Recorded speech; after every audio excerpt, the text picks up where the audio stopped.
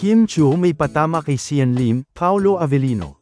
Marami sa mga netizens ang namangya sa ibinahaging bagong hairstyle ng aktres na si Kim Chiu sa kanyang social media account kung saan makikita ang napakaikling buhok ni Kim Chiu. Kamakailan lamang ay ipinagdiriwang ni Kim Chiu ang kanyang ika-34 na kaarawan noong April 19, 2024. Makikita sa ibinahaging video ni Kim Chiu ang kanyang transformation mula sa isang sweet at mayanhing babae sa isang matapang at fierce-looking woman suot ang kanyang short hair.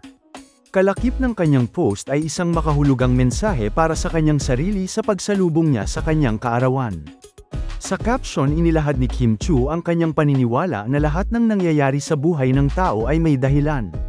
Nagbabago ang mga tao para matutong bumitaw, nagkakamali para ma-appreciate kapag tama, naniniwala sa kasinungalingan kaya sa huli natutunan huwag magtiwala sa iba kundi sa sarili, at minsan ang mga magagandang bagay ay nawawala para mas mabigyan ng puwang ang mas maganda pang bagay na makakamtan sa hinaharap. Sa naunang caption ni Kim Chiu inilahad niyang sa pagtanda niya ng 1 taon ay nagiging braver, stronger, smarter, wiser. Marami naman sa mga netizens ang naghinala na patama ito ni Kim Chiu sa kanyang dating boyfriend na si Sian Lim na bigla na lamang siyang hiniwalayan matapos ang mahigit dekada nilang relasyon.